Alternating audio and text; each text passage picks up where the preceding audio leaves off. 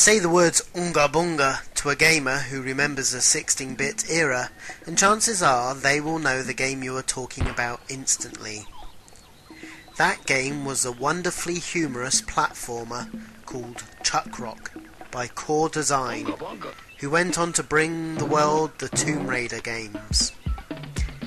The game has you take the role of our tubby caveman as his evil neighbour Gary Gritter has only gone and nicked his wife.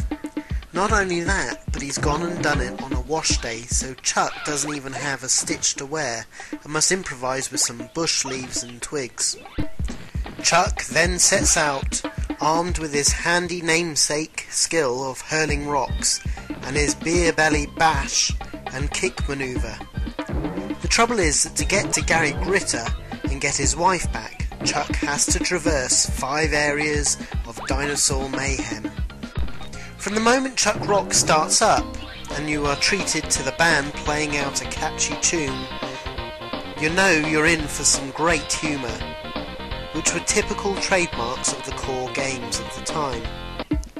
Originally released on the Amiga and ST in 1991, Chuck went on also to make many other game formats, including the Commodore 64, the Mega Drive, the SNES, the Game Gear, the Master System, the CD32, and the Mega CD.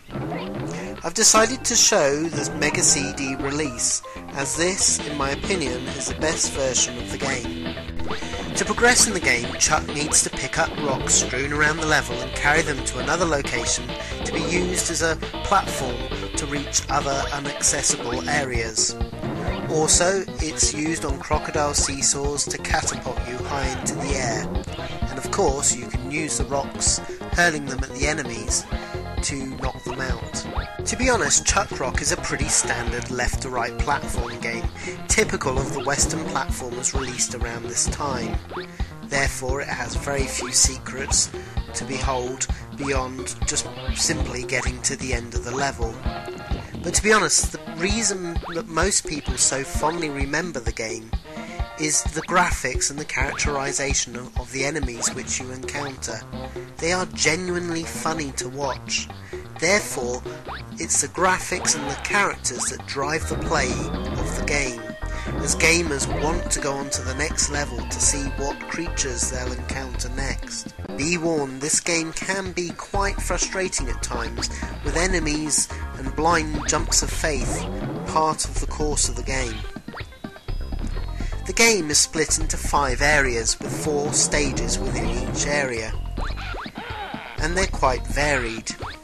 You have the first level, which is open plains and forest, the second level, which is underground caverns, the third level, which is water, the fourth level, which is snow and ice, and the fifth and final level, which splits between the dinosaur graveyard and inside a dying dinosaur. At the end of each area, you also encounter an ender level boss. These are quite funny to watch, but in the main aren't too much of a challenge once you know what to do to beat them. Let's now discuss what the magazines of the day thought of Chuck Rock. Amiga Power gave it 86% and said, "Supremely playable, a brilliant platformer game put together with great care and attention and feel for character."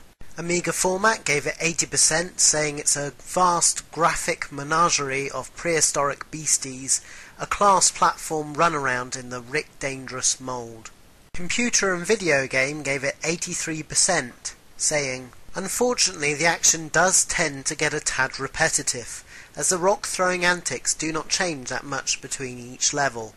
Take a look by all means, you won't be disappointed." So now let's discuss the various conversions that was released for Chuck Rock. First we have the Amiga and Atari ST version. This is identical to the Mega CD apart from having a smaller scrolling window. Next we have the Mega Drive version. Apart from the Mega CD, this is probably the next best version in my opinion. Then we have the delightfully twee Master System version of the game. Very cute.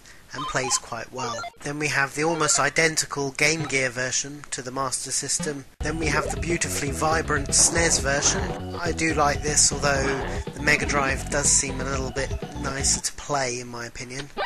And now we have the Commodore 64 version. This is a great little version and plays really quite well. For those crying out why haven't I mentioned the CD32 version, it's because essentially it's the same as the Amiga version but with the music and sound effects of the Mega CD. Well, I hope you enjoyed my retrospective on Chuck Rock.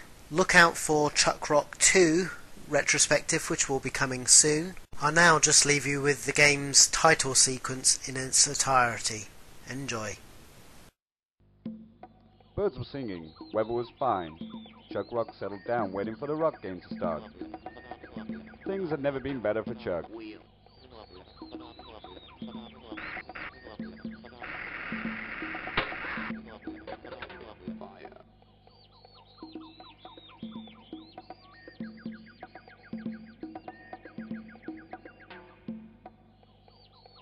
A shadowy figure is lurking in the bushes outside.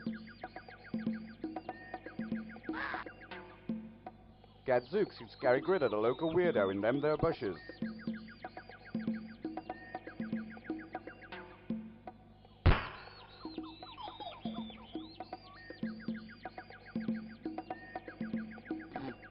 Looks like he's got the hearts for Chuck's wife, the beautiful Ophelia Rock.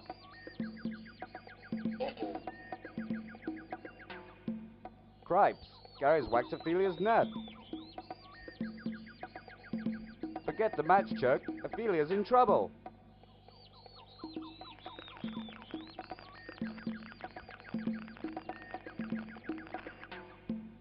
Uh-oh.